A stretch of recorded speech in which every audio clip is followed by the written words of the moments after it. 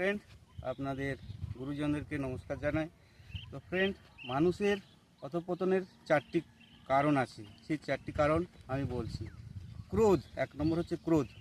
ক্রোধ থাকলে সব শেষ হয়ে যায়। আপনি যা ভবিষ্যতে জন্য তৈরি করে রেখেছিলেন সব শেষ হয়ে যাবে। দ্বিতীয় কথা হচ্ছে অহংকার। অহংকার যদি থাকে পতন অবধারিত, কারণ অহংকারেই পতনের মূল কারণ।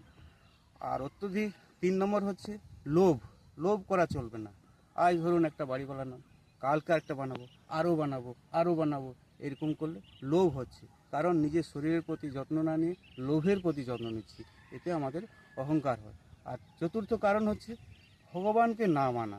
ভগবানকে মানতেই হবে, কারণ ভগবান আমাদের সৃষ্টি করেছে। তখন বড় অফিসার পোস্ট পেয়ে গেলে তখন কি মনে হয়, আমি নিজেই ভগবান, আমি নিজেই অফিস গড়েছি, আমি নিজেই অফিসার, আমার দ্বারাই জগৎ চলছে। এই জিনিসটা করা চলবে না, কারণ ভগবানকে ভগবানের জায়গায় স্থান দিতে হবে। নমস্কার, শুভ সকাল।